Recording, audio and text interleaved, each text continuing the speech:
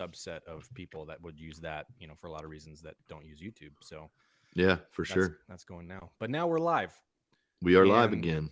this is episode, and I'm actually going to tell you what episode it is instead of making up a fake number. This is number 20 Sweet. of these, so it's kind of crazy that we're 20 on this one, and then in like 2 weeks, I'll be at 200 for the whole show, which is kind of wild.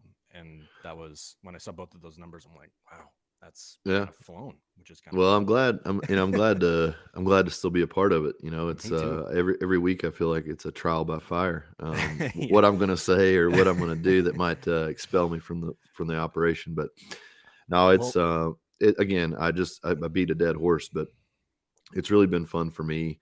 We've both got hectic schedules and life going on, but yeah. it's a really good thing for me. I just don't. And I wonder if you feel this way too. And it may be because you're in the space a little bit Mm, of podcasting. mm, I have probably retracted myself from listening to as many podcasts lately as I normally would.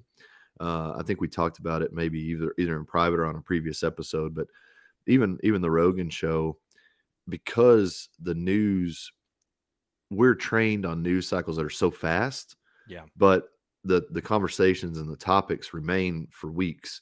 And I Right. feel like I'm involved in social media. I'm involved with Instagram and whatnot. And, you see 500 memes a day about all the political stuff, all the stuff going on in the world. And then you listen to Joe for 3 hours and you get more of that. And then you listen to the Yeah. next episode for 3 hours and you hear the next guest's opinion on all that. And what I'm finding is I stopped learning and listening to the guests themselves.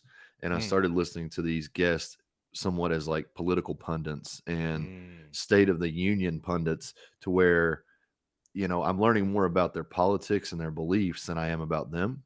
yeah. And, that's part of learning who a person is. But just, when it's 2-3 hours at a time, and then you go to another podcast, it's maybe a fallback and it's an hour of the same, that's something that, one, as somebody on a podcast, I'm conscious of. I don't want to, as I even stated before we started recording today, I don't want to talk about things that just piss me off and lead me to diatribes, because Yeah. all I'm doing there is burying a sinking ship. Like, I'm an idiot, and my opinions, I think somewhat well informed at times, are still opinions. Yeah. They don't make a bit of difference to anybody in the world. So I'm trying to, for myself, stating publicly, not only to you as a partner in this deal, but Hmm.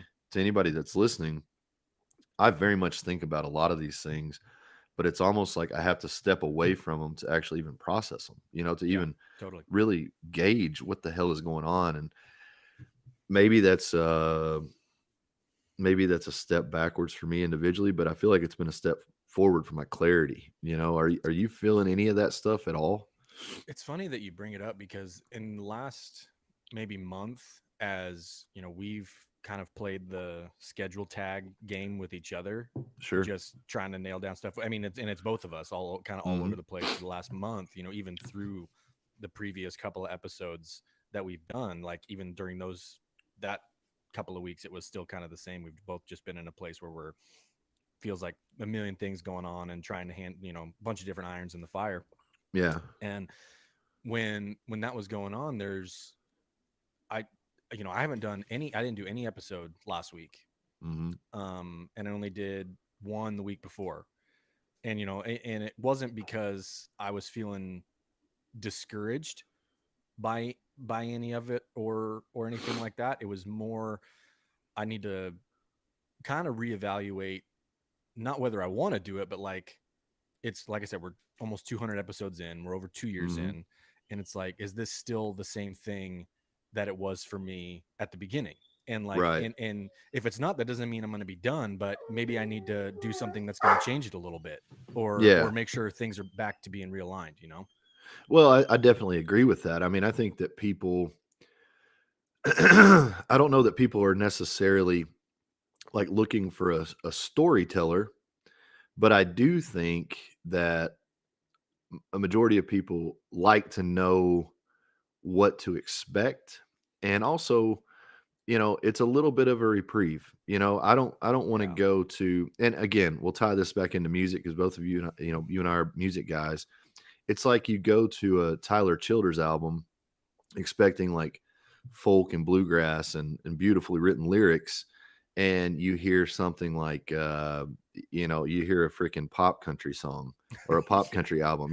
Right. I think people are very selective in what they choose now because there's so much detraction from our focus and our happiness and our lives. I mean, I don't want to paint a picture that everyone I know is doing poorly, but every single person I talk to is seemingly dealing with some of what we're talking about, like Yeah. extremely busy, trying to scrap and fight for every dollar that they can find as far as new business opportunities, growth opportunities.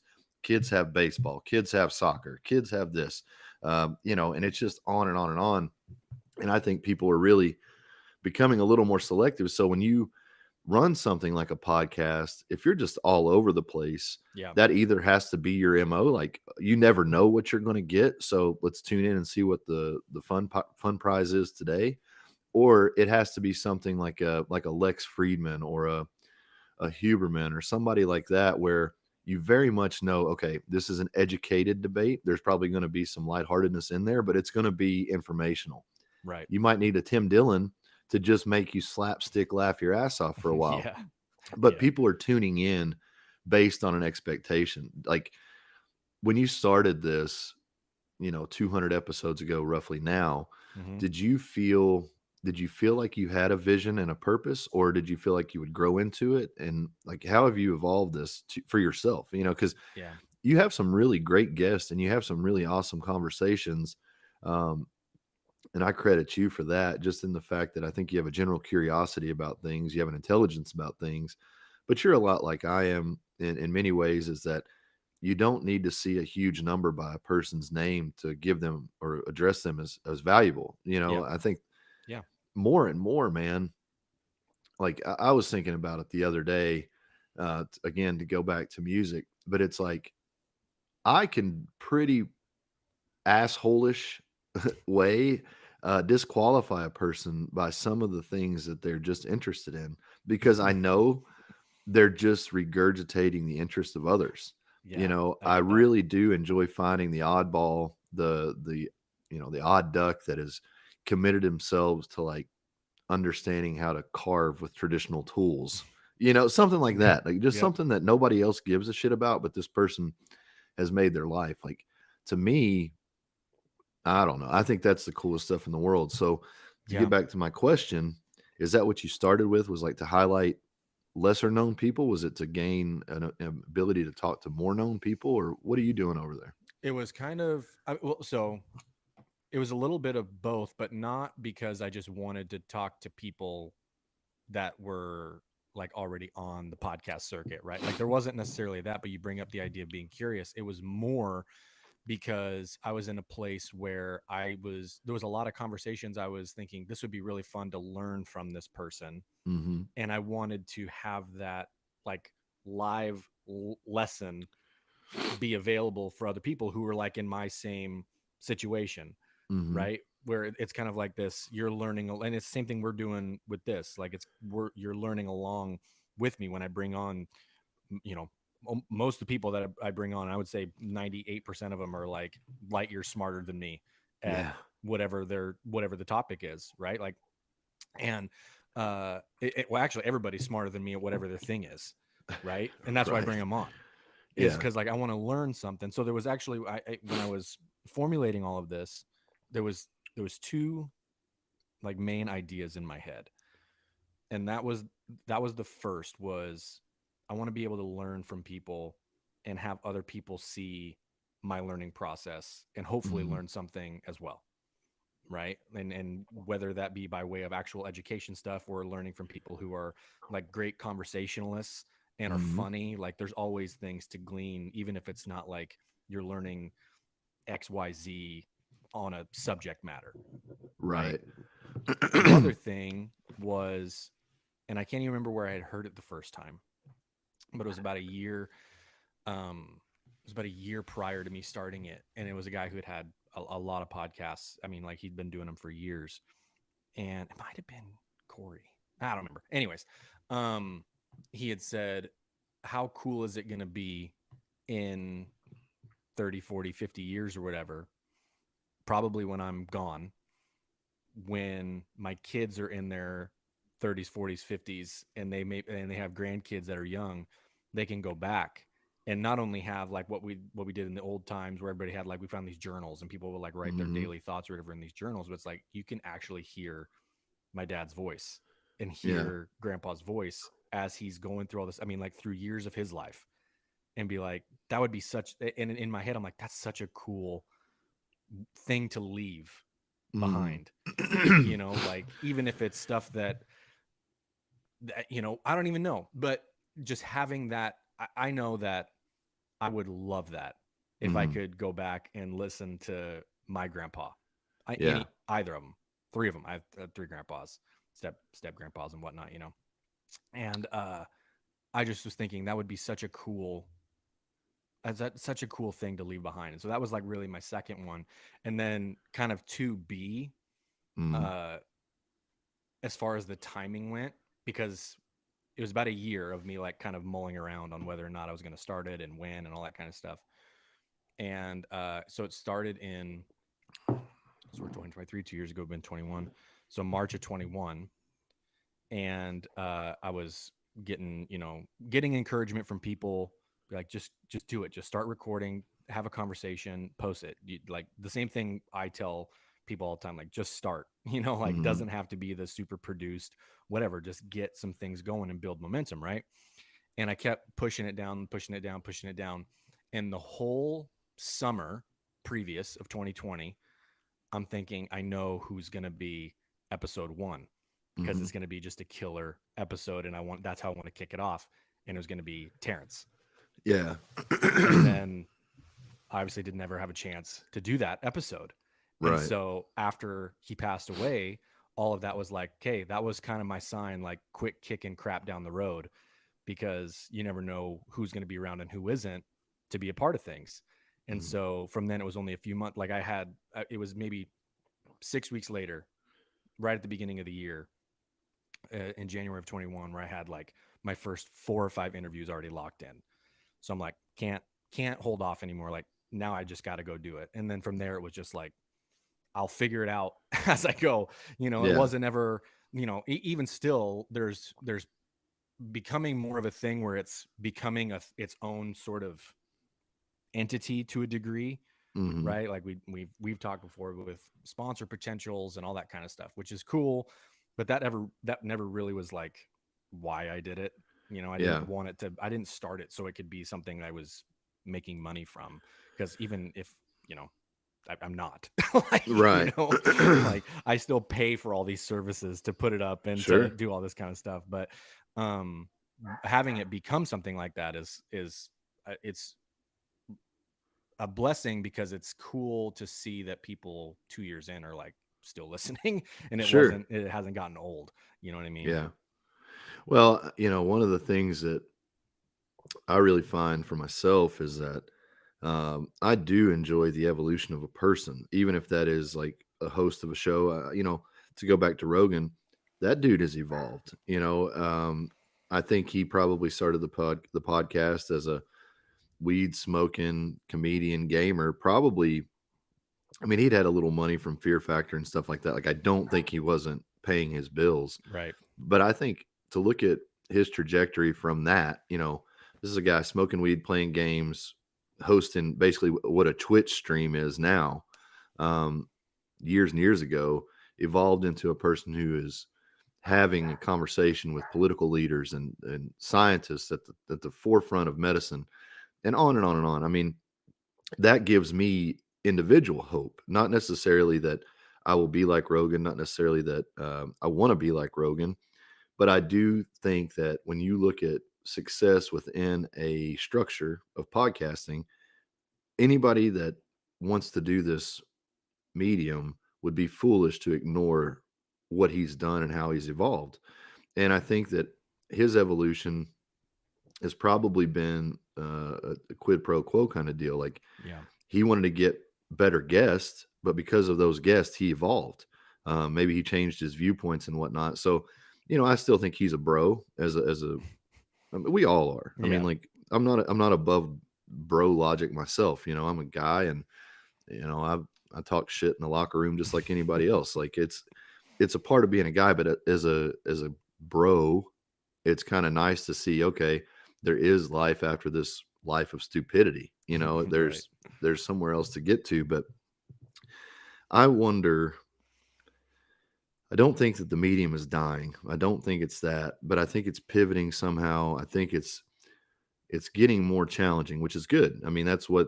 what evolution is. The harder something Yep. is, the stronger people have to become, and I think that's great. But I have a real wonder about the attention span of people, and I'll use a reference of someone that we both know very well. They have a product, and someone that was or is kind of in the sphere of Rogan's, what I'll call his brotherhood, Mm. posted about this product, and they informed me that they got basically no following from it. Yeah. Now, I think 5 or 10 years ago, what would have happened is let's just use Michael Jordan. He says, "Drink Gatorade, we drink Gatorade." He Yep. says, "Buy these shoes, we buy these shoes." I think over time it flipped from, "Oh my God, Michael Jordan said check this out, so I'm going to go check that out and follow and understand why he's using it, believing in it," to I don't give a shit what he's using or talking about. I just want to comment on his stuff Yeah. on the off chance that they see me.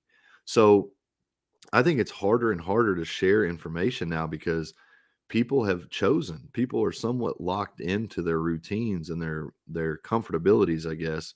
So to get a new show out there in front of new people is a task. It's Yeah. a real task, and I think it creates a power vacuum.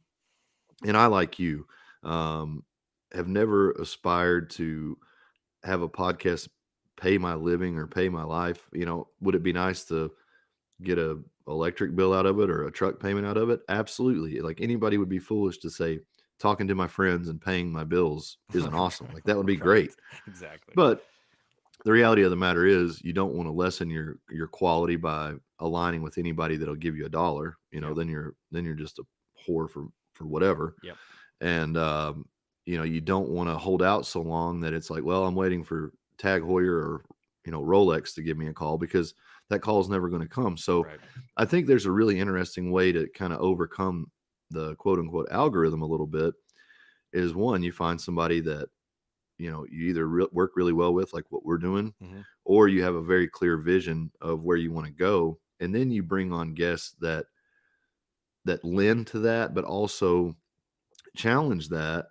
And then, I think through that, you grow, the show grows, your listeners grow.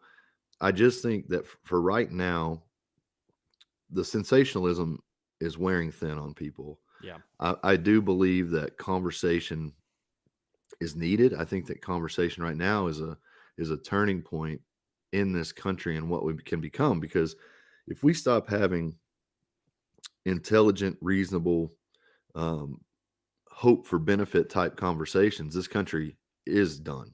Yeah.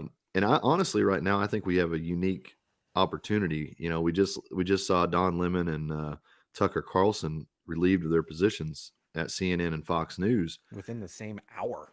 Well, and I think that was one of those deals of they both probably had their finger on the trigger, and it's like, I'm not going to do it. I'm not okay. They did. I'll go. It's like Mhm. both operations couldn't stand the blowback alone, but since they're both going through it, it's like, okay, now's the time. But bigger than Fox News and bigger than CNN, fuck both of them, actually. What I will say is that I think a Tucker Carlson type, we'll just say a GOP Republican type commentator, and I don't even want to compliment Don Lemon as that for the Democratic Party, but let's just say Mhm. that we had Yeah. two equal-minded political pundits, Republican, conservative, maybe even, they have some libertarian in them, God forbid. But like, you have two people who have strong ideas, but they can talk about them. Yeah. Even if they disagree, I think their ability to handle those conversations, to show concession on things that make sense from the other side, Yeah. but to hold their ground on the things that they believe in. People need to be trained in how to have conversation again without getting Yeah. their fucking feelings hurt, without, some sort of social outrage because somebody told them something they didn't want to hear. Like, we need to start communicating better. And I think right now, although the podcast is a hyper saturated area, I think the podcasters that tend to go more real, more fundamental with their information, and just try to have conversation even in disagreement, I think that is a winning recipe in the current state of things, because people seemingly are so sick of everything else.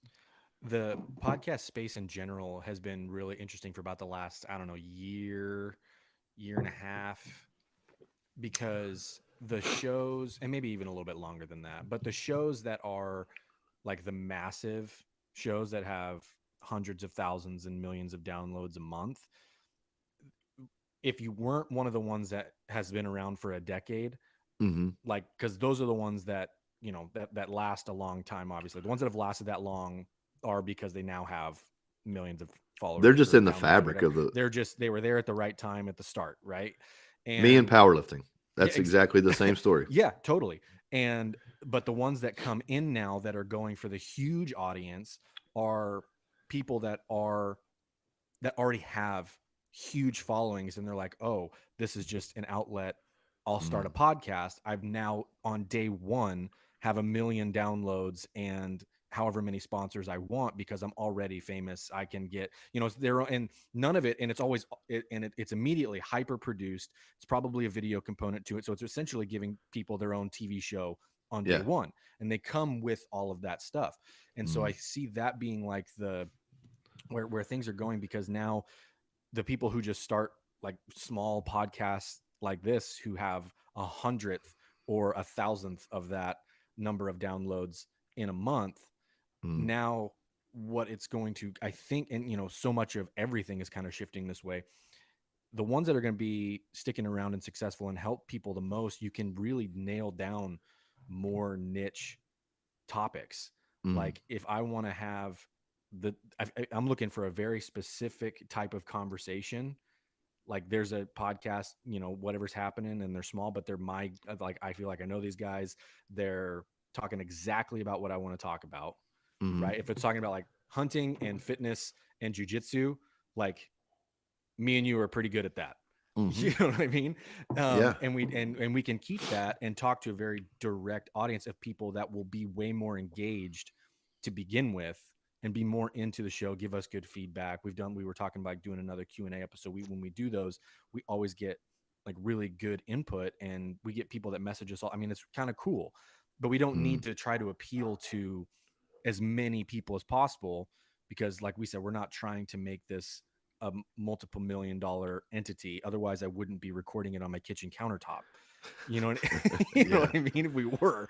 And so it's kind of cool to see everything almost shift towards that localism, that tribalism, narrow down a Mm, little bit more, try to find the people that are like, these are kind of my guys, or this is my show. Like I feel like, and we probably still have a couple shows that are huge, like Rogan, or like I have a couple sports shows that I really like that I'll listen to throughout the week.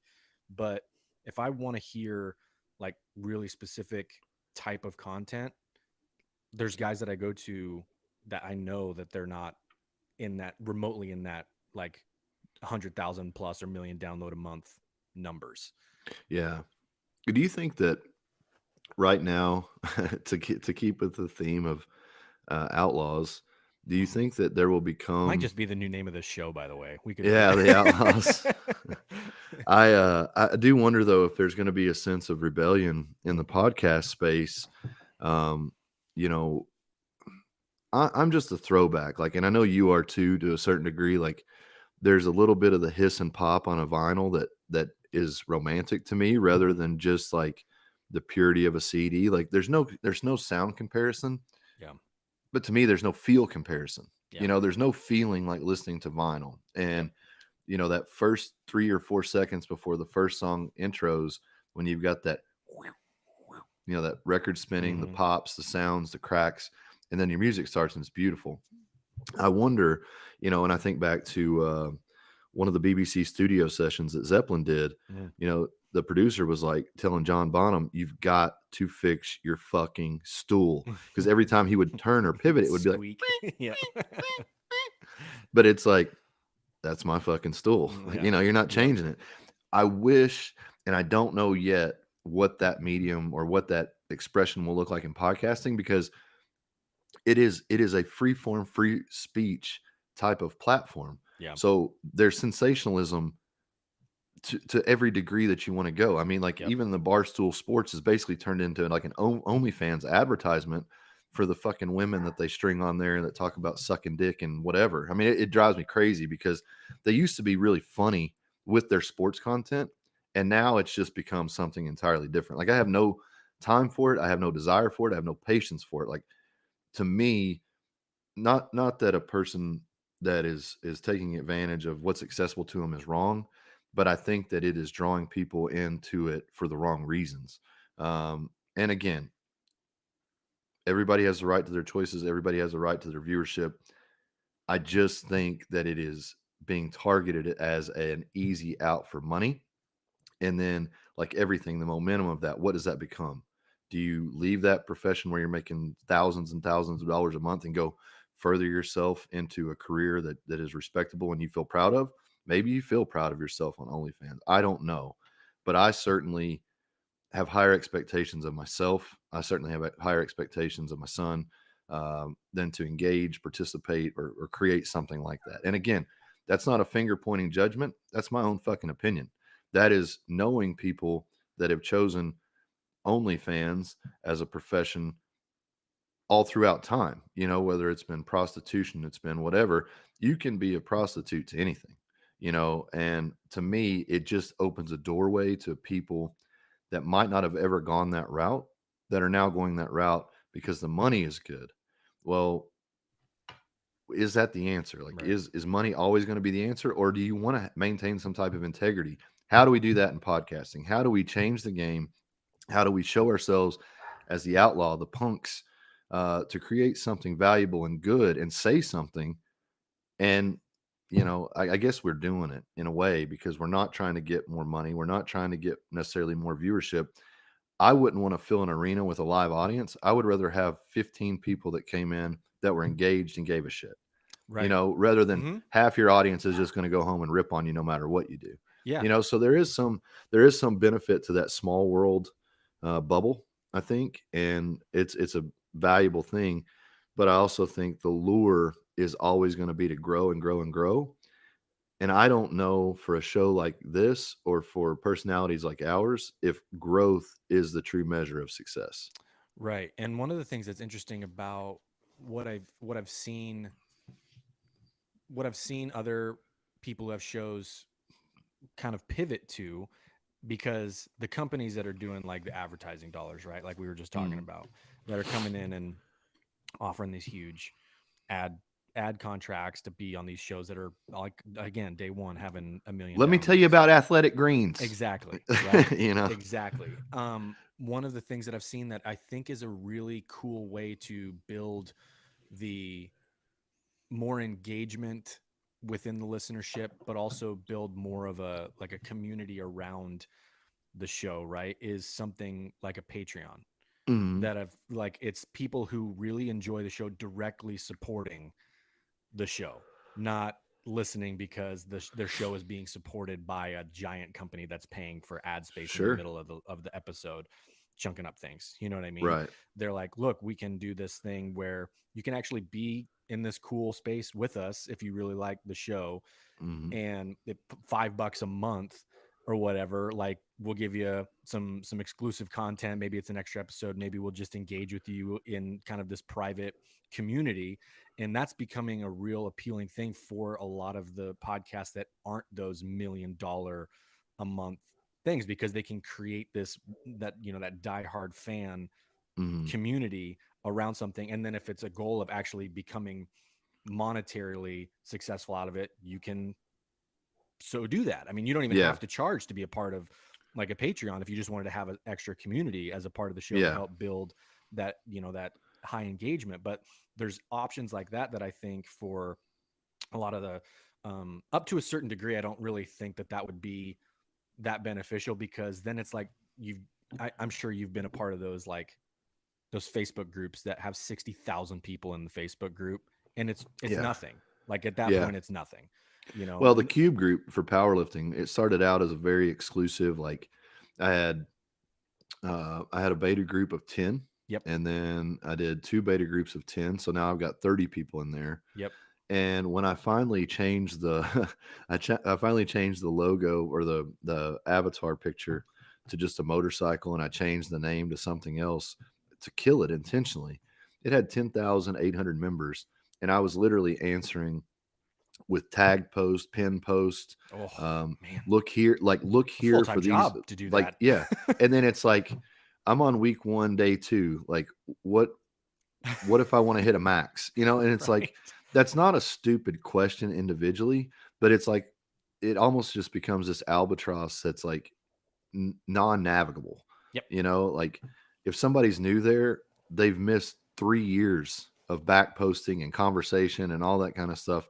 Yeah. So it does make sense. And again, listen, I have rebelled against a lot of the growth factor for podcasting, just because, again, uh, like maybe it's probably jealousy, envy, at some level of wanting to do more, but actually wanting to say something, that being the crossroad for me. Like, I Yeah. don't just want to get on here and ramble my suck for an hour a week.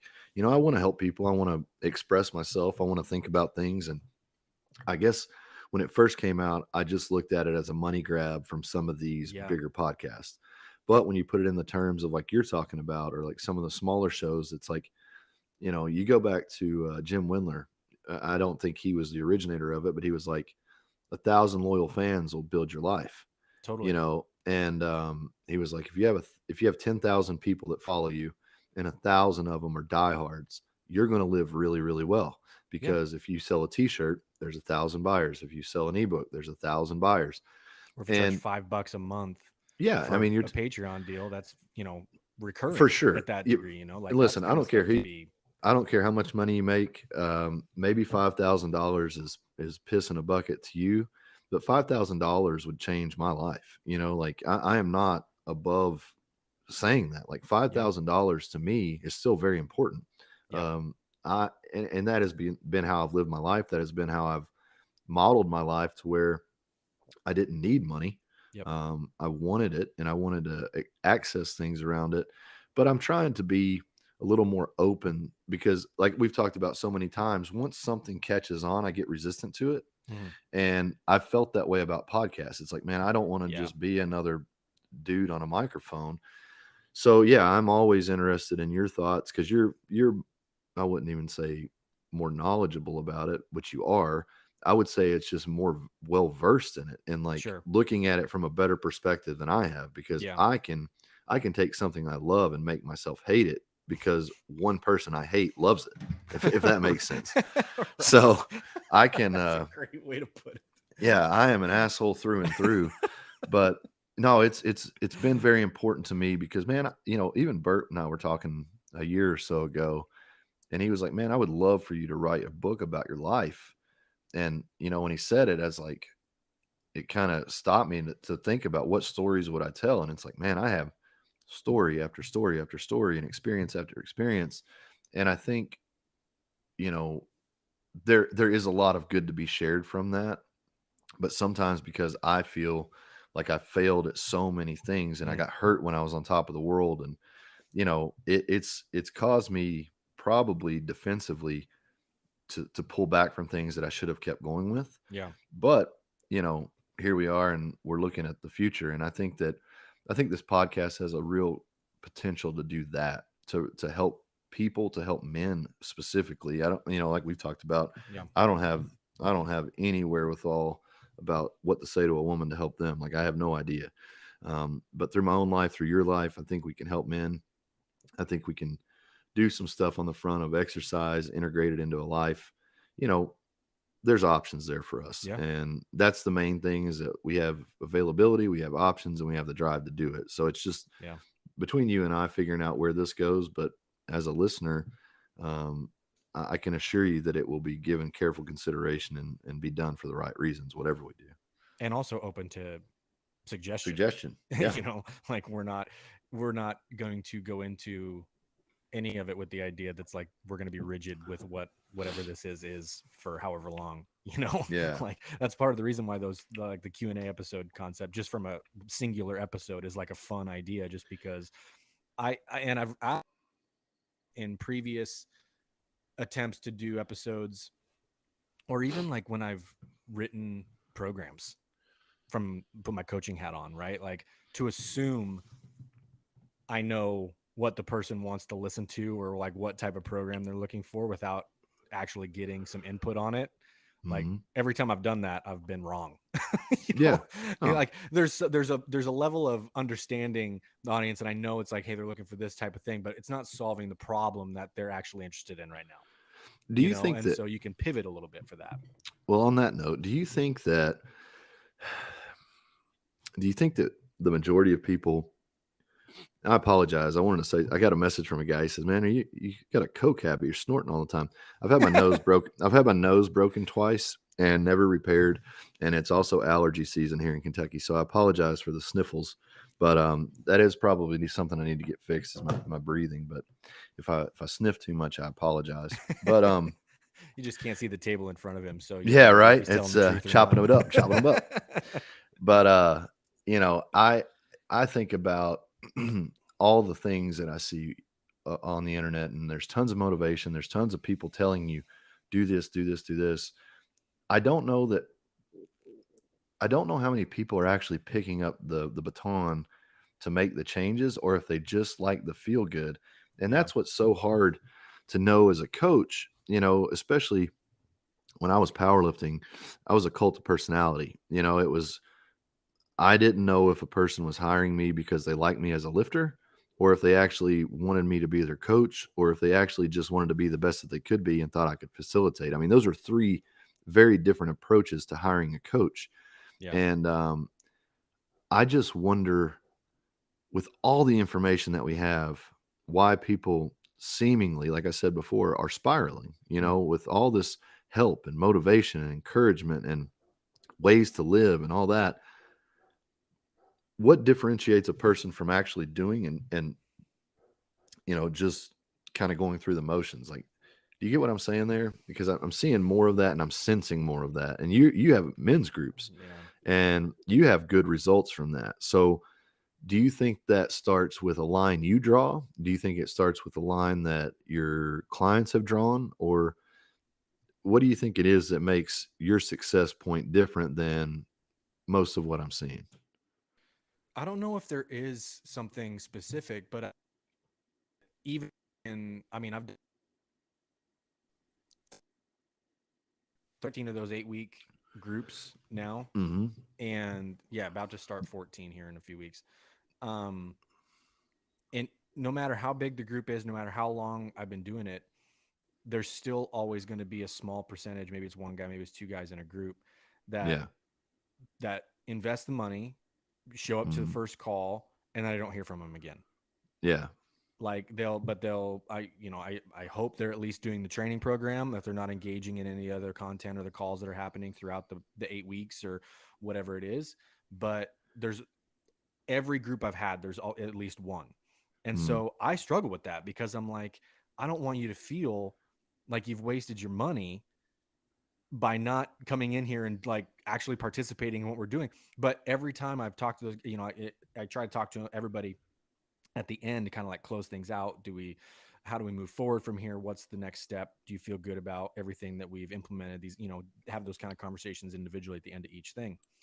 And every time I've had that conversation with one of those guys, like, oh man, it was great. I know I wasn't around much, but I was observing. I'm like, man, that's a lot of investment to observe, Right. like how much more could you've gotten out of it participating and actually Mm. taking those steps? And I think some guys just like to feel involved without taking those steps to like participate, without like being involved. You Yeah. know what I mean? And Oh. no matter what it is. And so I mean, I struggle with it the same, because I'm like, is it something I need to be Mm. wrangling more? But I'm also at the same time trying to not be that this isn't a hand holding thing. Yeah. right? Like I'm Oh, giving you you the information, we're doing this thing together, but you got to like do this stuff on your own. And like, I'm here for support and for guidance. And if you have questions, but I'm not going to be like texting you every 3 hours and be like, hey, did you do this? Did you do this? Did you do this? mhm. So it's tough. Yeah, I had a couple of well, and like you, every group of 10, it probably lends itself to the average of 1 or 2. That's Yeah. probably what I saw as well. I actually had a guy one time who was a really good lifter, kind of at that point from where he was really good, probably could have been really great, Yeah. but it was a weight class thing, and I was never a guy. My whole philosophy revolved around the idea that there's no weight class in the jungle. Mm. If you are strong, you will never have to quantify your strength. Yep. Oh, I'm strong because I'm 145 pounds. No, if you are really truly strong at 145 pounds, the weights you lift are automatically going to qualify you. Like, Yep. I'm not going to ask for, oh, what do you weigh if you tell Right. me you squat 600 pounds? Like, Right. that's strong. I don't care. Yep. If you're 145 pounds and you bench press 330 or 350, you don't have to tell me you're strong or what you weigh. I know you're Yeah. strong, so on and so forth. But I had this guy, he was a legitimate, probably should have been a 220, maybe a light 242 lifter, and he was Okay. lifting at 265. Had Oof. no food discipline whatsoever. So he was always lifting against bigger guys, stronger guys, and guys that were in their appropriate class, Yeah. just getting murdered. You get Losing. killed. Yeah. And I literally go to the store, I buy the groceries, I prep my meals, and I never eat them. He's like, I still hit fast food. And dude, over the course of, I mean, I guess I dedicatedly coached from about 2009 through 2016 heavily, year round, 10-week cycles, overlap 10-week cycles for that many years. 7, 8 years was just constant. And I would hear that more than you would believe, that people would actually buy their dietary food, the right foods. They would fix it even, go to the links of, I got a rice maker now. I'm cooking in the crock pot now. I'm making all my meals ahead of time. Posting the Instagram or Facebook photos of, here's my meal prep. And then, what's your weight check in this week? Well, I'm up 4 pounds. What happened? Well, we had a ball game. We got pizza. We got this and we got this and and it just like the admission would finally come that I have the money to buy it. I have the time to fix it. I don't have the discipline to eat it. Like, that is a real thing that I cannot understand. It Yeah. just must be that they're spoiled or something. I don't know, but it's a real problem that I'm starting to see exacerbate in all fronts across people. I mean, it just seems like, to go back to the podcast point that you made of having 1 million followers and then starting this as a pivot, I Yeah. don't think people are starting many things, not just podcasts, but many things, even like down to youth sports. I don't think kids are enrolling their children in youth sports because it's like, man, I want my kid to love this game. It's like, I've got to keep up with the Joneses as a parent, and then every little thing. Oh, my kid's number 2 in the state for 4-year-olds in t-ball. Like, everything becomes a bragging point for us, and it's like we're never instilling the love of anything into Yeah. our children. My dad said it great one time, and I'm getting a little bit on a tangent, but it's so fucking true. He said, you know what happened in the 1960s if your washing machine broke? Well, you were lucky to have a washing machine, first of all, in 1960, but you took it to the repairman and he Yeah. fixed it. You know what happened if your microwave broke in the 1980s? You took it to a repairman and fixed it. Now it is cheaper to replace a television than it is to replace the light bulb that burns out in the one prior. So we have trained ourselves not only to become a disposable society, but a consumable society, to where we don't consume just things, we consume people. And when you stop serving me, I replace you. Well, Yep. guess what? When I stop serving myself, when I stop doing good for myself, what do I replace? I replace my sadness with feel good.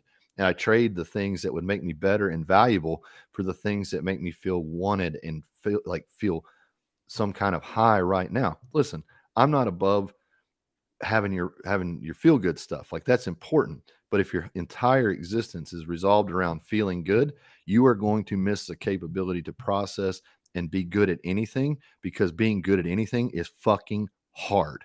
And it takes consistent, repeatable effort. And if you think that a 2-minute clip or a video of David Goggins running or Cam Hanes shooting an elk is going to make you into that thing without getting off your ass and doing that thing, you are fooling yourself. And I think through that tomfoolery of self, we have created a depressed state. And I think that until we can start looking at ourselves as valuable, even in the invaluable things that we are, and start saying, this will make me more valuable than I am today. This will make me better than I am today. That has to be the shift. And that for me, rock bottom, pistol in my mouth in 2016, I had two decisions: pull that trigger or call somebody. And I called my dad. And that was the best decision I could make. When he got there, I had a decision: lie to him or tell him the truth. That was the best decision I could make, was to tell the truth.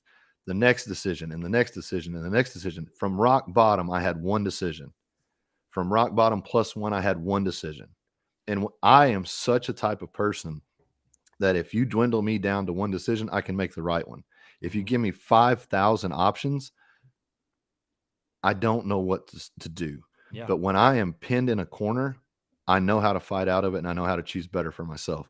I just don't think that people are willing to admit that they're as low as they are, because I've got the car, I've got the house, I've got the kids in every sport under the sun. My spouse does this, and we look the part, but I am broken inside. If that is the case, start with the next best decision. How can I start putting this piece back together? What is the glue that's going to hold me together? What are the things that I need to actually become a better version of myself? If you're not asking those things, if you're just replicating, you're trying to build yourself into someone else. If you ask yourself those questions, is this the best thing for me? No. Do the other thing. I don't know if that makes any sense. I don't know if that helps anybody, but for me, knowing that I have two options, one that's going to make me better and one that's going to put me closer to who I was, always choose better. And that's as simple as I can make it. That's as fundamental as I can make it. But that has been the only thing that has perpetually changed my life forward. And that's everything that we've been talking about as far as momentum. I mean, that's all momentum is. But when because I'm thinking through this as you're saying it, tying it back to like those people that we've both coached, where it's like, is it something we're doing or not doing? Like why you aren't taking these steps, right? Because I'm of the belief, and whether it's true or not, I guess I don't know yet, but I'm of the belief that if it's 100% my responsibility if I'm coaching someone and they don't get to where they want to be. Right.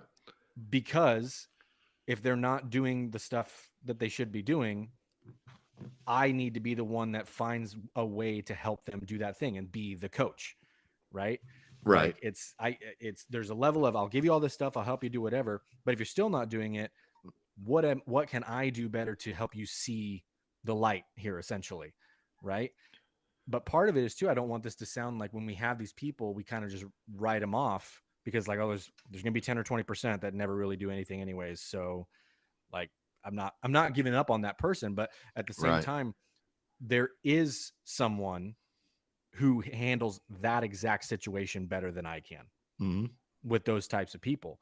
And the fact that there's always going to be the 10% that happen that show up, maybe I can break through or just help somebody see something in a different way that kind of gets that train rolling. Right.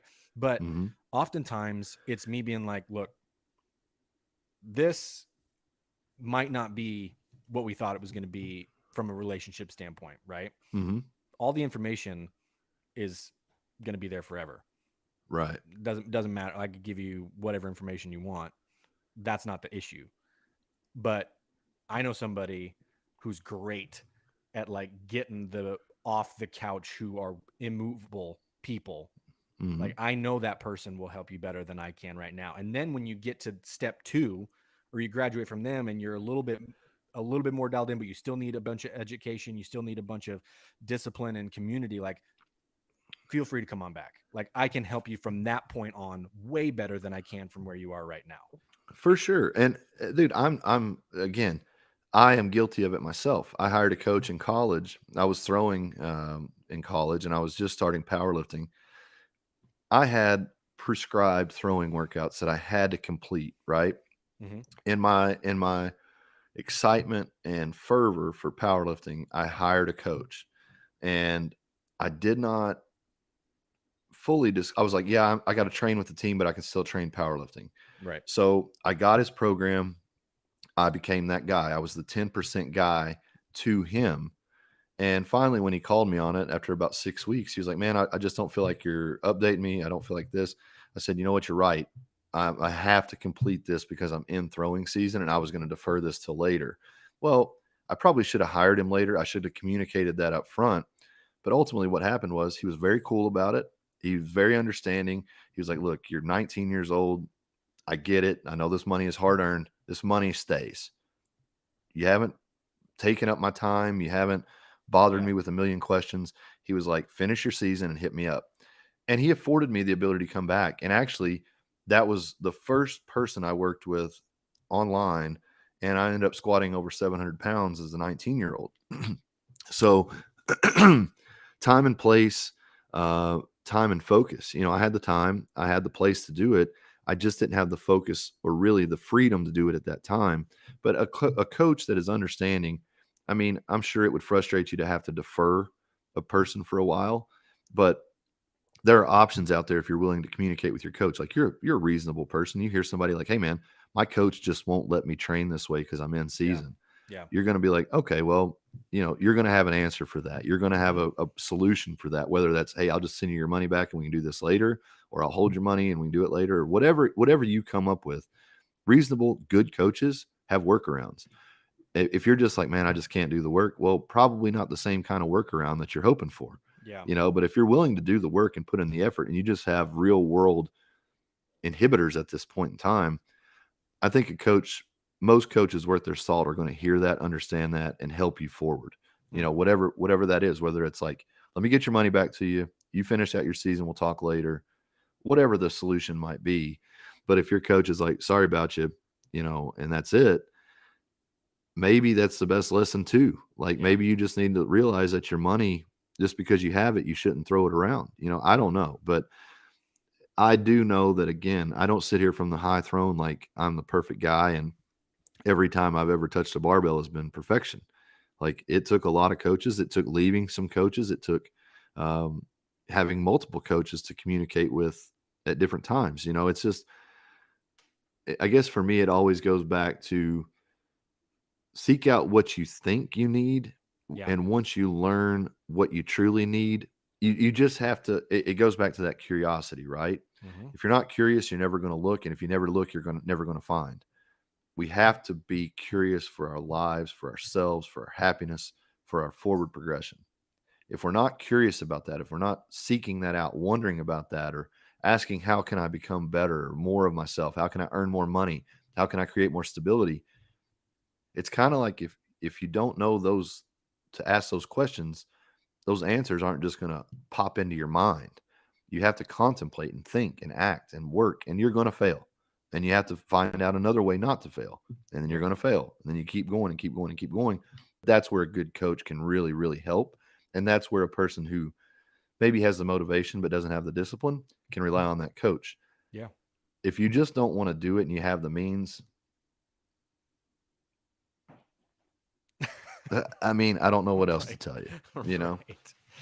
It's, and I've been in that place where, and this is kind of, where we'll probably start to close it out a little bit. But one of the things that um, we initially, before we hit record, wanted to talk about was kind of the little bit of resurgence in both of us lately and moving forward to dive more back into the jujitsu realm.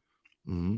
And uh, I've and fortunately have great great coaches that I have at our school, and even ones that have told me, like, seasons of life are seasons. Like they always say, like, jujitsu's forever. Like Yeah, sort of yeah, those things. Like, it will be here when you come back. Like, you're not yeah. gonna, any of these things. So I've had a couple of months um where things have been a little bit more chaotic than usual, Hmm. just outside of work and gym on home front stuff, and it's all good, but it's just uh priority shift, right? And so coming back Sure. into the season, I mentioned to you, there's I was initially thinking I was going to do a competition that was actually this weekend, but with all these things ended up not committing to it. But there is one at the end of July, which just gives me just over 3 months to kind of go fight camp mode Mm-hmm. here for 3 months, and that's what I plan on doing. And so in the last month or so, maybe a couple months prior to that, you've been getting a lot more back into it too and rolling more. And that for both of us, I think we found that to be an outlet that serves us in a lot of the ways that we're talking about, where we understand like our monetary investment in coaching.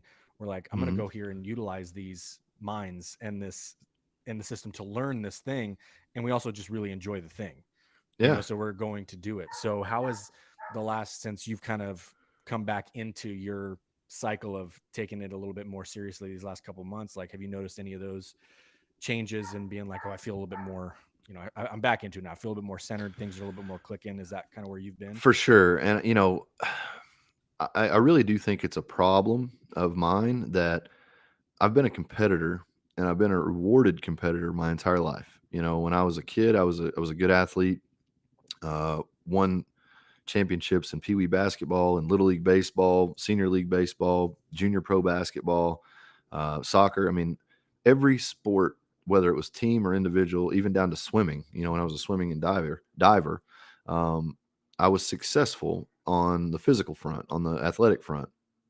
And I think one of the handicaps I've had in my life has been that my physicality has always been my fallback.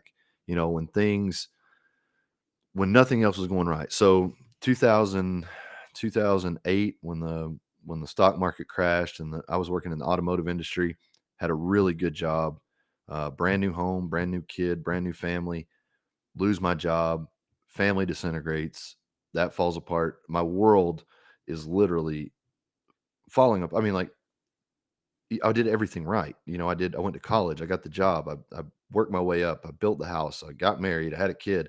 All of these things were right. All these things were good. All these things were what I should have done, right? And I was winning the game. I was winning the game. And when all that fell off, couldn't find a job, started selling drugs, started doing other shit to make money, just going on this path. And through that, it was like, okay, you have your physicality. You're good at powerlifting. Can you be great at it? And when I had no other safety net there, like my family was alienated from me, my friends were somewhat alienated from me, like for the most part, entirely. And then here I am on this island of like, what the fuck now? Get disciplined, start training harder, start focusing on my body, eat better, do all this stuff. So that has always been my fallback. And as we've talked about, really since Terrence passed away and COVID hit and all the other stuff was kind of uproarious for the last 2 or 3 years, I think it was very easy for me to tend to lose direction on, man, I don't know where the world is going. I don't know what's happening with my life, my job, all this other stuff. So I go introspective. I start training harder. I start, focusing on the physical. And through the hunt season, that was great. But coming out of hunting, I need something to hold me accountable. And to go to jiu-jitsu and to be around someone like Scott Elliott, who's my Sifu, and then also our assistant instructor, Adam. I mean, Adam just won gold at the Charleston IBJJF. He just won bronze at the Nashville IBJJF. So, I mean, these are two killers that, for 50, 60, $75 a month, whatever it is, I am pretty much at their mercy of learning. And for me, I need to learn things. I need to figure things out. I need to suck at things. I like the physical punishment of it. Like when somebody is better than me at something, I like to pay for it. And jujitsu is very much that. Hard rolls, getting tapped, getting choked, getting joints and bones popped and all that kind of stuff. I mean, it sounds silly, but for me, it's the most familiar thing I've ever known is like competitive feedback.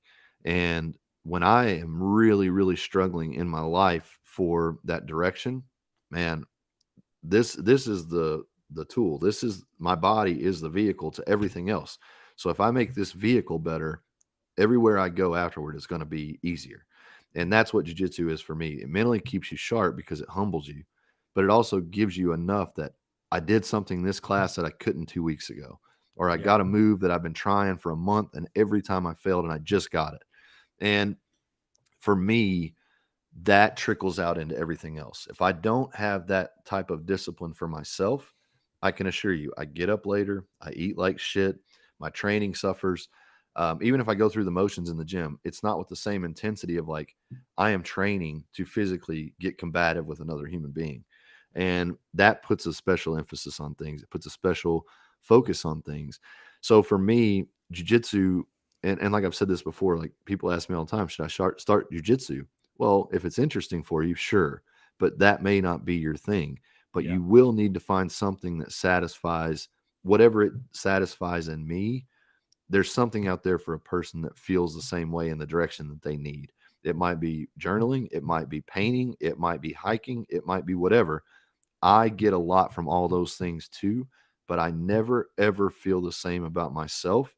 Even in defeat, I feel better than I do not trying. I would rather try and get my ass kicked and learn from that and go back and get better than to just sit there and think, okay, that's good enough. Because my good enough is a perspective against nothing. You Yeah. know, um, I never think I'm good enough at anything. I never think that I am on top of the world at anything because I stood on top of the world of powerlifting and broke my knees, and that is where I'm at now is I fight for the things that I want and I fight for those things knowing that they're diminishing and they'll go away. Like I'm 41 years old in jiu-jitsu relatively as a beginner, more or less still. Even after 2.5 years, I'm still a beginner. Yeah. At 70, I will just be 20 years roughly in. Well, no, it's not right. What is it? 30. Shit. My math. I was trying to say something smart and I sound like a fucking idiot. But I can put 20 years into it Yeah. and, I'll be 60 years old or whatever. Yep. And at that point, then I might have the ability to talk like, man, I'm really something at jujitsu. But right now, I'm fully endorsed and enjoying the idea of being a complete beginner because the first time around when I went into jujitsu, I was watching Gordon Ryan videos and Craig Jones videos, and I was like, I want to be like these guys. Right. And I was trying to do everything too fast and like them. And, sure, you can model yourself after them somewhat, but I was bypassing my ability to indulge in my own journey. Like the fact that I can do what he just did. I have no idea why I would do it or how to get out of it or get into it again. Like I Mm-hmm. just happened to be here and I remember that this worked. That's not jujitsu. That's still fighting for survival. So I am very much going back into it this round, learn the details, slow down, be able to do it with no strength pressure whatsoever, be able to learn the techniques for what they are, be able to apply the techniques because it is the art of jujitsu, not just the sport of Brandon strength versus jujitsu, you know. Right. And dude, that is a real hurdle for me to overcome because it's like Mm-hmm. it's all I ever utilized when I bounced in the roughest bars I've ever. I mean, I told you my buddy's brother got shot the night after I worked after having a gun Yeah. and a knife pulled on me. So in that situation, I'm 320 pounds. I get my arms around you. I'm just going to lay you on the ground and hold you there. At 225 pounds, I've got to be able to think on my feet and do the things I need to do. So I Yeah. don't have the attributes anymore, but I am trying, and I think I'm succeeding at understanding just how new, how inexperienced, and how I mean, I watched some blue belt, purple belt tournaments on like flow grappling or something. And those guys are like Kolabate. He's a kid that was a blue belt just a couple of years ago. He's 16, 17 years old. He's a brown belt now. He won ADCC trials as a blue belt. Like, if I got my blue belt tomorrow, I couldn't wipe the ass of any of those competitors that he beat. You know what I Right. mean? Like, so a belt is just a grading system, but it's within each academy. Yeah. And for me, having something to chase, having people who should not looking at them beat me, Yeah. that just gives me more reason to go back. So I'm loving it right now. Like I am loving the process of it. I've lost 40 pounds or 20 pounds since January. I'm down from 245 to 225 today. Um, Conditioning is up, physicality is up, strength is up. So for me, it's going the right direction and it's checking the right boxes for now Do you guys because do any gi at all? Or are you yeah, all, do actually you? I've got yeah. Actually, I have a gi, and I intended to start at our academy. We only do a couple classes a week. Our kids are all gi Okay. because our professor strongly believes that the gi is a foundation, Yep. and then the no gi kind of operates off of that. Yep.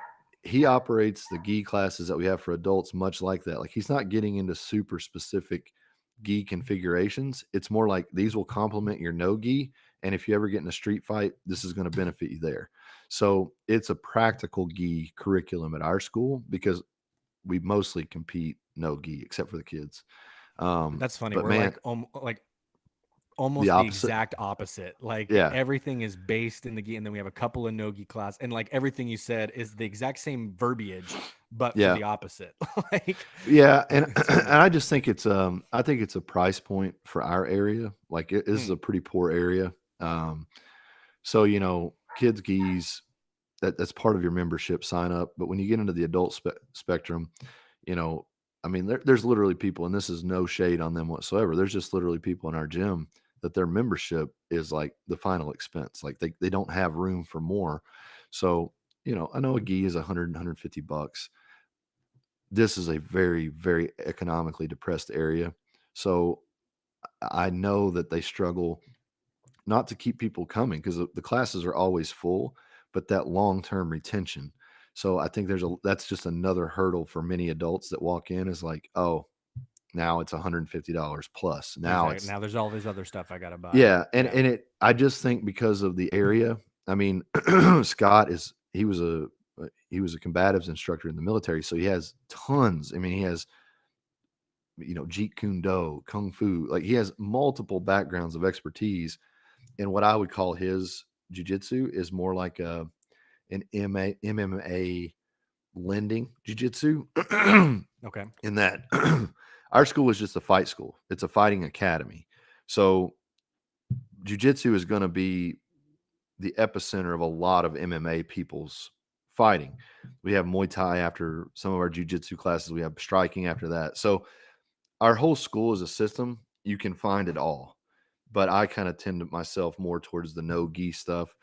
I have a gi. I would love to do more of it. It just tends to fall in a time when I can't make class. So, but it is interesting because when I've traveled around and looked at other schools, it's definitely the opposite. Unless they are just specifically a no gi dominant school, Sure. is I have to work around the gi. It's like, oh, they have 25 gi classes this week and one on a day Yeah. I'm not in town.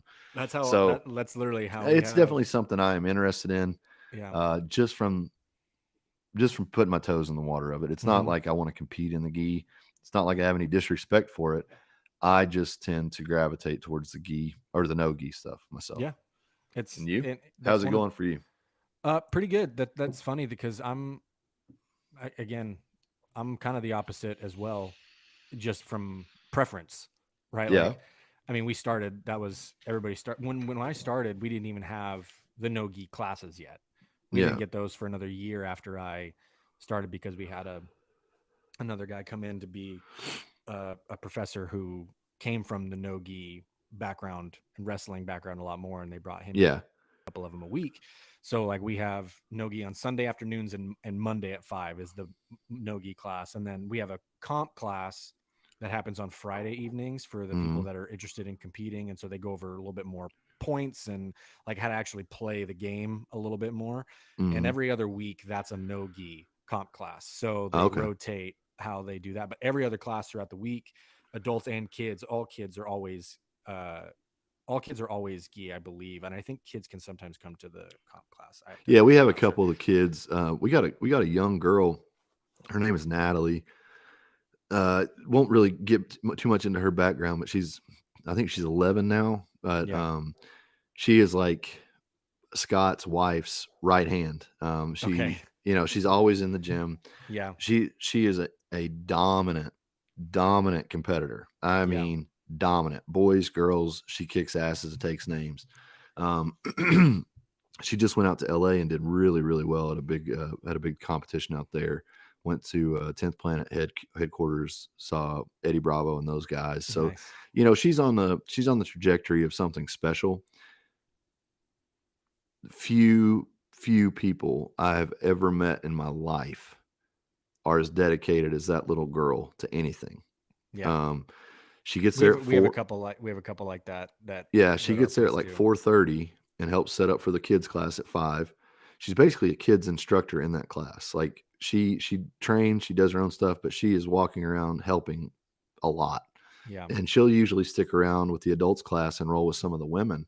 And she holds her own. I've actually just kind of as a, you know, Coach Scott was like, just so she's not afraid, like she needs a big body to like Hmm. work around. That was really strange for me, you know, like having this young female athlete so adept at rolling and things that she was aware of that I wasn't. Like that's a pretty humbling thing when an 11-year-old female is not giving you an easy time. You know, it's a very humbling thing when somebody like that, or Linda, who's 123, 130-pound female fighter in our class, um, she used to just dominate, you know, and choke me out, choke me out, choke me out. That's the beauty of jujitsu for me, is that it encourages me that, man, if this little girl can be this great, what could I do with that skill level? Or if this 130-pound woman can be this adept and strong and strangle me, what can I do with those skills? And slowly, you know, it's almost like it has to break before it can build you. And that's Scott's mentality, is he's like, he's going to let you be humbled. He's not going to put you in there to shine right away. Like he wants you to shine, but he wants you to be humbled. Small doses of each. Keep you coming back, keep you growing, keep you improving. But every single person there, I really can't think of one person in our school that isn't selfless. You know, like we really have a good team aspect in that way. Like I'm working with a guy right now, Chase. He's got a competition coming up, and he just needs some stand-up harassment. Like he needs somebody to pull down on his head, shove him around a little bit. And I'm not even really trying to put good jujitsu into practice right now with him. It's more just I just want to be a bully when we stand Just be up and difficult. grapple. Yeah, and that's all he's Hmm. looking for, because on the ground and with his technique, I think Chase is really good. He's a tough roll. But from his stand up, Chase is a nice guy. You know, like I put my hands on him a lot harder than he puts his hands on me day one. Day two, okay, Chase is coming around a little bit more. And now it's like, I got to have my shit together when we, because now he's giving it to me the same. And when I get ready for a competition, that's what it'll be. What does Brandon need? All right, who's our best candidate for that? Yeah. Yep. Okay, Exactly. go kick his ass for a while and let him figure it out. That's been such a valuable thing for me too, because around here, my friend base is spread all over the country. I don't have super close people here. So without the gym, I mean, I hate the term, but I am pretty much a lone wolf. You Yeah. know, I am pretty much on my own, to my own desires, is what I want to do and what I want to become. But being in a place like that where there's somebody there that is better than you at every single thing you can imagine, um, it keeps me excited. It keeps me going Yeah. back and wanting to Same. improve. So, like you, I have a couple competitions in mind. I had a submission only tournament I was looking at. I don't know if I'll be able to. I'm kind of at the crest of the mountain a little bit. Like my jujitsu is getting better. My defensiveness is getting better. My offensiveness is getting better. Uh, but again, to stay on the trajectory of that path, do I need to put myself in is that the best thing for me right now, is a Yeah. submission only tournament where I fight Right. one guy, which I love the idea of and would definitely entertain. But when talking to my coach, it's like, is that the best thing for me? Or would go into an open event where you have 3 to 4 matches in a day, where are you going to learn the most from? Where's your Yeah. time investment and money investment going to get you the most knowledge? I can have one guy at a submission tournament that's maybe way overmatched. I tap him in a minute. I feel good about my $3 medal. It's a post on Instagram, but I didn't gain anything. I wasn't pushed. Fighting 4 different people, I'm probably going to be pushed on 2 to 3 of those, you know, in some way. So for me, I think the current objective is find a good tournament, find something where there's already 3 or 4 guys enrolled and signed up, and get myself in there and just see what I can do. And um, I had to let go of the idea that winning was the only thing. Like I've won everything I've done, Yeah. but at the same time, what does a loss actually mean? Nothing. Doesn't pay my bills, doesn't change anything. So as a true competitor talking to a client, I would say no matter what you do today, it only matters relative to what you expect to be able to do. So do we meet your expectation, or do we go over that, or do we fall short? That's how I'm trying to look at jiu-jitsu for myself, not as former world champion in another event, Right. which is very difficult because Yep. I know the things and the mindset that made me a world champion, but I didn't develop that world championship mindset until I was 12, 13, 14 years in. Mm-hmm. So I had to be gracious with myself. It's pretty fun because this summer I've been telling him for a year now because he's been asking me pretty much every day for a year when he can start, my 3-year-old, because Yeah. he really wants to start. And we went to there was a grappling industries tournament back in February that I took him to go watch because he asked, he's like, "Are your friends jujitsuing today?" And Yeah. he says in jitsu. He's like, "Are they doing in jitsu today?" So I said, "Yeah, I let's go still say watch." that. And So yeah, me too. So I had him on my shoulders and we're walking in. And right when we walked in, I didn't know when anybody was going. Like I knew our team was going to be down there like all day, hmm. So I was like, we'll just go. I had some stuff to do, so we'll just go down there after that. We go down, and when we walk in, it's all of the kids competing. It Oh was yeah. all the hour or two that all the kids were going, which was perfect timing because I went over and watched a couple of the matches that were, you could tell were the youngest ones, like 5, 6 years old. Hmm. And he's just sitting there watching them, like huge eyes watching them, and he looks down at me and he just has this huge smile on his face. I'm like, "Is that look pretty fun?" And he goes, "Yeah, yeah, yeah, yeah," and he's like really excited about it. And I've told him, you can start when you're 4. He Hmm. turns 4 in June, and technically at our school they say he needs to be 5, Right. just because there's no kids that young that are doing it. But there's one right now that turned 4 like at the beginning of the year, I think, and Yeah. he's a friend of mine's kid. And so our professor had said, when he turns 4, he's more than welcome to come in because he'll be able to roll with this other kid who is Hmm. around his size, his age, and not have to be as a basically a 3-year-old just turned 4 going against 7-year-olds, Yeah, for because that's sure. like a big. So he's amped to start this summer, and but he always asks me, and so when I'm thinking about going in and helping him do this stuff, we have these kids that came up doing jujitsu from the time they were 7, 8 years old. And like we have a couple of those kids, like what you had said, you have that 11-year-old girl. We have Hmm. a girl who's 16, I believe, and she's a blue belt, but she's unreal. Like Yeah. she's unbelievable. And then we have another kid who I think he's 17, and he's a blue belt also. And he actually just was in a submission only tournament last weekend that was streamed, and it was put on as like a super fight. They had people come on Oh from, yeah. like, it was like the Northwest Submission Challenge or something like that. And we had 3 people of like the 6 fights. We had 3 of them, and all 3 of our guys went 3-0, Yeah. and it was awesome. And so everybody was watching it. We had a crowd of like 20 people that went down. It was at the Egyptian Theater in downtown Boise, which is like this old like Oh, I know where that is. theater, Yeah. Yeah. Yeah. and they did it there and had the mat up on the stage, and they treated it like a like a televised thing. So it was awesome for all those guys to go, and a couple of them are younger, get to go experience that, and then actually crush it and Yeah. win.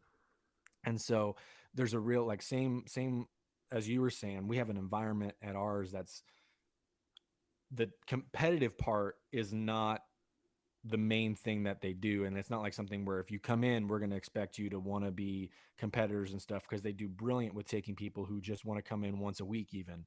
I'm like, I Yeah. just need, and even, and Sam, our professor, says, you know I treat it with some people as like this is their workout for, Yeah. some people come in twice a week and that's the only exercise they do all week. I would rather have them do this and be instructed and work hard for 2 times a week and never worry about competing. But like, you're also going to learn these other skills, but you're also just getting a workout in. So some people, that's the selling point, like come in and just Hmm. work out for an hour with a class of people. But there's also that option, we have that comm class, but there's also the option where the 2 of them, the married couple, Sam and Melissa, that own the place, they travel once a month at least to go compete Hmm. themselves, and they go Yep. compete, and they bring a team, like, 5 or 6 people everywhere they go. And so if somebody wants to go that route, they're like, okay, here's what we need to do now. We're going to treat this a little bit differently. And Yep. so, and also the other thing, in our area, we're the only one in the town of Nampa, which is a town of almost 100,000 people. Hmm. And we're the only one in Nampa. There's a bunch in Boise, a bunch in Caldwell, which is another neighboring town. But so we have like 30 police officers that come to our school. And That's like we're great. and so it's awesome because all these guys, like I see them, when they're patrolling, I drive them around, I know all these guys. And but not only that, but it's kind of nice to know that Yeah, half of the Nampa PD is taking jujitsu lessons. So it's kind of a cool. It's become a really cool community aspect of it. And now I've told you that sent you pictures. They moved out to the new spot and it's huge and it's that's awesome. So badass. I love the it's quote too. it's sweet, man. Yeah, hit that one Sam posted the other day. Yeah. Yeah, it's pretty awesome. He has Yeah. if you didn't see it, Sam Professor posted a picture of our new facility, and it's huge. It's like a 8,000 something square foot or 4,000 square foot facility, and the mats are huge and they're centered in the middle of the room rather than having mats up against the wall. So like all the walking space and viewing space or whatever is around the outside. And he said he always gets asked why they're not up against the wall. And he says if you're on the mats, you're not leaning against the wall. Yeah. Like you're not resting if you're on the mats. If you're here to get uncomfortable, and you can't do that Mhm. if you're leaning on the wall while you're sitting on the mat. So Yep. it's yeah, he nailed it though. Do you have an overarching goal for jujitsu? Because I mean, that's something I didn't even have when I started. I just wanted to get better at it, but I have my own. But I'm curious of yours.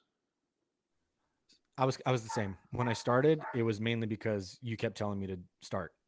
I'm Yeah. like, I'm like, all right, fine. I'll like this place is right down the road. I'll just go and I'll start and see what happens. But Hmm. there's been this sort of surge in me in the last handful of months of like just the phrase of capability. Hmm. And we've talked about this on previous shows, just the idea that needing to be competent and confident in my own capabilities regardless of situation out in the real Hmm. world, that part has come into it. There's also this feeling that as I'm seeing and we talked about him a couple minutes ago, but as I'm seeing my son like getting to these age where he wants to do these things and like starting jujitsu, that he's learning how to fight, right? So Right. like it's not like he's just gonna go do a sport, right? That's different. Like he's Hmm. taking jujitsu to learn how to fight, essentially.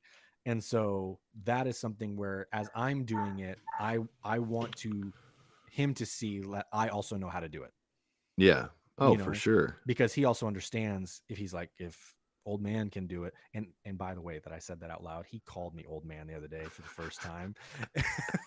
He told me we were sitting on the couch. He goes, "Get up, old man." And I'm like, all right, game on. So That's a compliment. I know. And so him seeing me be able to do this is also a big factor in this sort of resurgence lately that he's becoming more interested and about to start himself. Yeah. And I want and for no other reason than that can be something that we share together. Yeah. Having that be something I think is really important. So it's not that I'm looking for a specific outcome necessarily in me doing it, whatever belt that means. It's not, I'm not, however, if I win tournaments, whatever, I don't, that's not really why. It's more about like the things that happen throughout all of that Yeah. I'm more interested in making sure happen, if that makes sense. Well, that's an answer that makes me sound like a piece of shit. So I appreciate it, Ross. No, I If your son was 4, you'd probably be thinking the same thing, but no, I for he's, sure you would. know I what I mean, that's mean? that's It's a little probably bit one of the different when he's biggest. 16. Yeah, it's one of the bigger regrets in my life as far as I have a model, and again, this formulated as I was changing. As I was coaching. I really I didn't grow up like I think I told you before.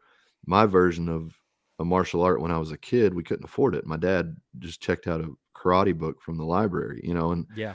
God bless him. Like it wasn't.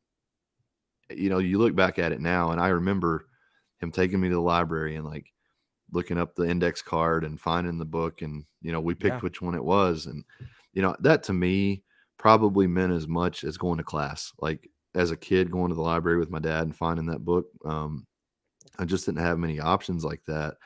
So I never really put martial arts in the spectrum of progression that a child should maybe go through. Yeah. But if you were to ask me right now what a child should do from birth, I think at 1 to 2 years old, they should be enrolled in some of like the mommy daddy swimming classes. At 3 or 4, they should be put into some kind of swimming curriculum of their own, just from a standpoint of safety, being able to swim. The number Yeah. of children that drown every year is far greater than anyone could ever imagine. I think there's a health benefit to it. I think there's just an enjoyment and a connection to it with the parents if they have their child in the water. I think around 4 or 5, martial arts of some degree. I think just based on the application of it, the widespread ability, as well as it's a non-striking sport. Jiu-jitsu is a fantastic endeavor at 4 or 5. Body awareness, Yep. body control. On that same line, if you can't do one or the other, I would encourage both. But if you can only do one, if you can't do a martial art, do gymnastics. And then around the 6 or 7 year old mark, get them into more conventional sports. I do think an individual sport of some kind will always need to be in the mix just to create some confidence and some individuality. But I wish my son, I wish I'd been able to expose my son to wrestling and martial arts sooner because he does have an interest in it. His high school has a very, very good wrestling team, and literally on no budget. Like they have nothing. Yeah. The school is giving them nothing. They're like, you can say you're a team, I guess, But in spite Right. of that, they've sent 3 guys to the state, and they had some girls go to the state as well. So I think there's a part of him that has enjoyed it when he's gone. Um, he just doesn't have the spectrum of time because of baseball, football, and Yeah. everything in between that it's a reality for him. But I constantly stay in his ear. As you get older, as baseball and football might go away, this is something that I think would be really, really good for you. I think for anyone, like the world is a dangerous place. The world is not a friendly place. I'm not trying to teach anyone to go out here and be Mike Tyson and start fights and be a Billy Badass. But I'm saying if someone comes up to you and picks on you, you should have a capability to defend yourself. I think every child should be able to feel confident in at least being able to deter someone from hurting them. So that's why I give you that spectrum. Hmm. Swimming, martial art, gymnastics, conventional sport, always have an individual sport interlaced. Yeah. For me, because of the situation and starting late, not having exposure earlier, and not having a child to share that with at 4 or 5 years old, and my son's kind of on his own way, um, I would tell you that I want to commit to something in a way that I have no option to cheat it. I don't have a Mm. way to circumvent the system and, oh, if I go to 200 classes, that's my purple belt. If I have 300 classes, that's my brown belt. If I have 6,000 classes, it's my black, whatever it is. Like there are schools very close nearby that have that operating system. What I like about our school is that it is scalable to our belts. So our black belt potential athletes are all scaled against our black belt, and our brown belts are scaled against our current brown belts. And as they get better, the belt evolves to a higher precedent of what it takes to Yep. become that. Yep. So I have to kind of let things roll off my back a little bit when people that I know have been training a shorter amount of time come at me and they're like, "Hey man, I got this advancement, I got this advancement, I got this advancement." Used to really like get under my skin, but now I use it as a fuel. Chasing the It's like, stripes, even. yeah, yeah, and like all credit to everybody. Like I want my successive belts just as much as anyone, but committing to the idea that I can learn it, I can do it, I can apply it, but I still have to have the approval of someone who has lived it, to earn that next promotion. That is what keeps me going because it's like, as silly as it sounds, it's probably like the absent father thing in me. My dad Mm. was around, but he was always working. Hmm. So it's like you give me a leadership figure that can grade me on my effort and on what I learn and give me a pat on the back, and that might be a belt around my waist. I've always sought that out. My coaches have always been extensions of father figures for me. Like I have extremely close relationships with all the coaches of value to me. I still stay in contact to this day with the coaches who impacted me the most. I still rely on them as men. I still rely on them as friends. So Scott has become a friend, and he's also my coach. So succeeding in his system has been important to me. If my journey keeps me around here, and stay at that school forever, that would be my goal, would be to progress as far as I can there. I expect to move. I expect to find myself at different gyms from time to time. I have future visions of traveling and competing all over the place, but that is Yeah. really depending on where I live, where I train, and what that looks like. But I have goals for myself to just continue the road of progression Yep. to someone else's standard. Yeah. Wherever I am, wherever I live, wherever I train, I'm always going to seek out a place that doesn't reward your attendance, it rewards your effort. And through that, I would like to one day say, you know what? I put 10, 12, 15 years into this. I got my black belt. Sure. Um, just for no other reason as I can identify that as the mountaintop. So if I'm climbing a mountain, I got to see the top. And that to me is it. If I get there, who knows? But that's what kind of keeps me focused and driven, is to prove myself worthy of that somewhere, someday. And on a side, like one that I didn't necessarily mention, but like that is the only real competitive outlet for Hmm. me. And I don't even mean competing in a tournament, but just the even the daily Oh yeah. competitive of rolling with somebody, and we're going to decide we're going to crank it up today. Some days are more technique driven and we're trying to Hmm. learn through stuff, and some days you go in and you try to burn the place down. Yep. That's the only real outlet that I have that with other people. So it's not the same. And like intramural sports and city league softball, that's not the same thing. You know what I Right. mean? Like, as Right. fun as that is, and I will want to win every single softball game I play in because that's how I am. I've But only been banned from 2 adult softball leagues in my life, so a little too competitive for the co-ed leagues, folks. need to join a men's league. That's right. I'm not good um, enough for that, so yeah, me I either. yell at the women in Me. the co-ed league. But that's like that's the outlet for me there. So I mean, Yeah. all that other stuff I said, yeah, that's also true. But if I'm looking personally myself, like I need that outlet of being competitive to get that extra, to kick that extra gear that really doesn't ever get utilized in any other scenario from a Mhm. physical standpoint. Like, because you have that kind of inner drive competitively if I'm doing something intellectual or business wise, and I want to go out there and I want to try and be the best version of whatever that is. But like, there's a different level to competitiveness when we're talking about physical stuff. Oh, And yeah. that's, you know what I mean? And that's kind of that place I got to dig deep and not, like, we talked about when I started, like I hadn't had anything remotely like that since I was racing people. And it was Mhm. literally like, I'm either faster than you or I'm not. And Yeah. that's it. And that was like the beauty of track for me. It's like, I'm either Yeah. faster than you, I can jump farther than you, I can throw farther than you, or I can't. Yep. Like, there's no other anything with anybody else that matters in this race, in this jump off, in this whatever. It's like, I'm Yeah. either better or I'm not. And that's like, I love that type of competitiveness. I love the team sports because I love football and I love being able to contribute and like be good and things that nature. But I enjoy the individual aspect of those sports even more, I would say. So Yeah. that's really where it gets a little bit more ingrained for me. Yeah. No, I think so too. I mean, competitor by birth, competitor by death. It's the way I've lived my life. It's cost me dearly, but it's also rewarded me dearly too. I have things that someone can never take away, but that's why I left bodybuilding. I did 2 bodybuilding shows. I came in emaciated, like literally almost dying, emaciated. And they're like, "Oh, if you'd have come in a little fuller, you'd have finished better." So I did another show a couple weeks later, came in a little fuller, and they're like, "Yeah, if you'd come in a little drier, you'd have probably placed better." So like, I'm just gonna pick shit up, and if I pick up the most, I win. Like that's that's where strongman and powerlifting kind of got their boots in the ground for me. Yeah, Was exactly. I hated someone else's opinion of what I did, but now I'm kind of back in the same boat with jujitsu. It's like I'm at the mercy of someone else's opinion of me. Um, Yeah. that's a tough thing for me because I typically hold a pretty high standard of self.